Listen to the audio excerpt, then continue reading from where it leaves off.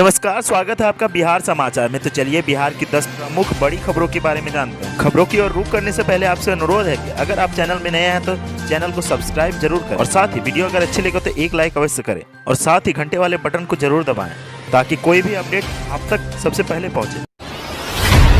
प्रारंभिक शिक्षक नियोजन 90,000 से ज्यादा अभ्यर्थियों को नीतीश सरकार से न्यू ईयर गिफ्ट। पंचायत चुनाव की आहट से हो रही है टेंशन। पटना हाईकोर्ट से हरी झंडी मिलने के बाद बिहार में 90,000 से अधिक प्राथमिक शिक्षकों को नियोजन की कवायद नीतीश सरकार ने तेज कर दी है। अंतिम मेरिट सूची प्रकाशन का शेड्यूल जारी होने के बाद अब शिक्षा विभाग काउंसलिंग के लिए रणनीति बना रही है। नियुक्ति की आस में बैठे हजारों अभ्यर्थियों को बिहार पंचायत चुनाव को लेकर टेंशन है। ऐसा इसीलिए क्योंकि बिहार में प्रारंभिक शिक्षक नियोजन को जो गति है उसमें अब यह लगने लगा है कि नियोजन की प्रक्रिया पंचायत चुनाव में फंस जाएगी। बिहार में 90,000 से अधिक प्राथमिक शिक्षकों के नियोजन से जुड़ी हर अपडेट के लिए बने रहे हमारे साथ। बिहार में पंचायत चुनाव अगले साल मार्च मई में हो सकता है। ऐसे में चुनाव की घोषणा से पहले अगर नियुक्ति नहीं हुई तो ये 2021 के अंत तक खिंच सकती है। शिक्षक अभ्यर्थियों को इसी बात की चिंता है और वे लगातार मांग कर रहे हैं कि बहाली प्रक्रिया में तेजी लाई जाए। इसे लेकर शिक्षा अभ्यर्थी लगातार अपने अपने जिले में संबंधित अधिकारियों को ज्ञापन सौंप रहे हैं। मीडिया रिपोर्ट के मुताबिक प्राथमिक शिक्षक निदेशक रंजीत कुमार सिंह ने कहा कि हम चाहते हैं कि पंचायत चुनाव से पहले प्राथमिक शिक्षक नियोजन प्रक्रिया पूरी कर नियुक्ति पत्र अभ्यर्थियों को दे दिया जाए। इसके लिए जिला पदाधिकारियों और जिला अधीक्षकों को पत्र लिखा गया है। बिहार में स्वास्थ्य विभाग जल्द ही कॉन्ट्रैक्ट पर करेगा 865 एएनएम की तैनाती, प्रक्रिया जारी। बिहार में स्वास्थ्य विभाग के तहत जल्द ही 865 एएनएम की संविदा पर तैनाती की जाएगी। कोरोना संकट के बीच पिछले 9 माह से नियोजन की प्रक्रिया जारी है। नए वर्ष में राज्य के अस्पतालों में सभी पदों पर एएनएम की तैनाती कर दी जाएगी। स्वास्थ्य विभाग के सूत्रों के अनुसार इन पदों के लिए आवश्यक कंप्यूटर टेस्ट की परीक्षा ली जा चुकी है। इसमें सफल रहने वाले सभी अभ्यर्थियों को जल्द नियोजन पत्र सौंपा जाएगा। संविदा पर नियोजन होने के कारण एएनएम के पदों पर अभ्यर्थियों की तैनाती राज्य स्वास्थ्य समिति के स्तर पर ही की जा रही है। हालांकि नियमित नियुक्ति के लिए राज्य सरकार ने तकनीकी सेवा चयन आयोग का गठन किया है। सूत्रों के अनुसार सभी 865 पदों पर राष्ट्रीय स्वास्थ्य कार्यक्रम के तहत एएनएम का नियोजन किया जा रहा है। राज्य स्वास्थ्य समिति के अनुसार नियोजित होने वाले सभी एएनएम को 11,500 रुपये प्रतिमाह का भुगतान किया जाएगा। साथ ही नियोजित होने को लेकर बिहार नर्सेज रजिस्ट्रेशन काउंसलिंग से अभ्यर्थियों का निबंधित होना अनिवार्य है। साथ ही अभ्यर्थियों द्वारा 2 वर्ष का एएनएम का कोर्स पूरा किया जाना आवश्यक है। रिक्त पदों में 225 पद सामान्य वर्ग और 65 पद आर्थिक रूप से पिछड़े व्यक्तियों के लिए है, जबकि शेष पद अन्य अलग आरक्षण के तहत निर्धारित है। दूसरे चरण के कोरोना वैक्सीन लगवाने के लिए खुद करा सकेंगे ऑनलाइन रजिस्ट्रेशन। बिहार में पहले चरण में डॉक्टर पैरामेडिकल स्टाफ को कोरोना टीका लगाने की तैयारी पूरी करने के साथ ही अब दूसरे चरण में होने वाले टीकाकरण की तैयारी स्वास्थ्य विभाग स्तर से शुरू हो चुकी है। इसके तहत राज्य स्वास्थ्य समिति ने दूसरा वेब पोर्टल तैयार करने की जिम्मेदारी सूबे के सिस्टम एनालिस्ट सह डाटा पदाधिकारी को सौंपी है। वेब पोर्टल तैयार होते ही दूसरे चरण के तहत जिन लोगों को टीका लगाना है वे खुद ही राज्य स्वास्थ्य समिति द्वारा बनाए गए वेब पोर्टल पर टीकाकरण कराने के लिए अपना ऑनलाइन रजिस्ट्रेशन करा सकेंगे।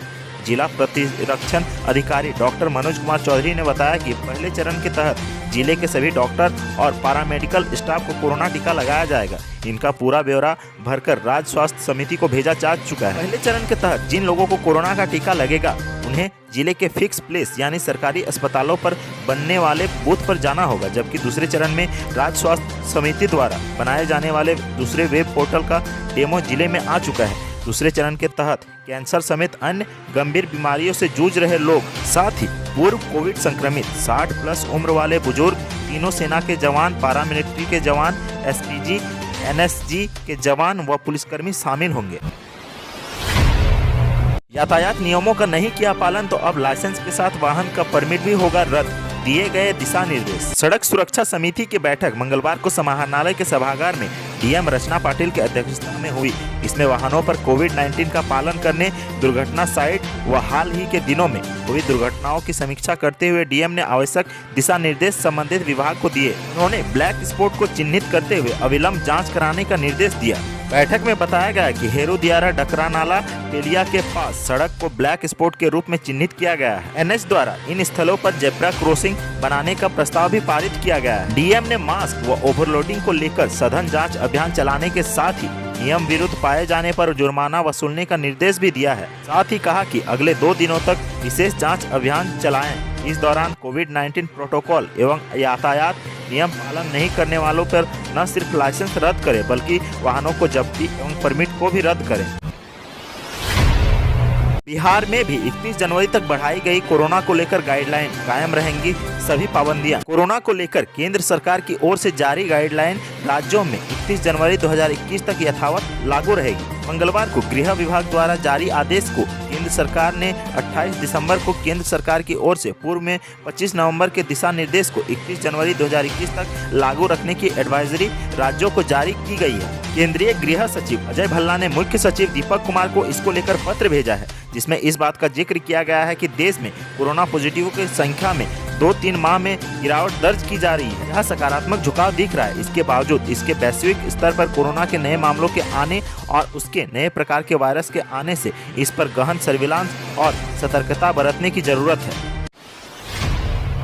45,000 से अधिक शिक्षकों के सर्टिफिकेट का फोल्डर हो गया गायब। 1600 नियोजन इकाइयों पर केस। निगरानी जांच टीम को राज्य के 45,000 से अधिक नियोजित शिक्षकों के सर्टिफिकेट का फोल्डर नहीं मिला है। प्राथमिक विद्यालयों में नियोजित 45,354 शिक्षकों के सर्टिफिकेट का फोल्डर गायब मिलने के बाद निगरानी ने राज्य के 1600 नियोजन इकाइयों पर प्राथमिकी दर्ज कराई है। 20 दिसंबर तक नियोजन इकाइयों को 1,10,000 शिक्षकों के शैक्षणिक एवं प्रशिक्षण संबंधी प्रमाण पत्रों के फोल्डर निगरानी की जांच टीम को सौंपने थे, लेकिन 5 जिलों को छोड़कर शेष जिलों ने 100% फोल्डर नहीं सौंपे। निगरानी की टीम को 63,646 शिक्षकों के ही फोल्डर मिले हैं। अरवल, मुंगेर, सीतामढ़ी, मधेपुरा और किशनगंज जिलों ने अपने सभी शिक्षकों को फोल्डर निगरानी को सौंपे हैं।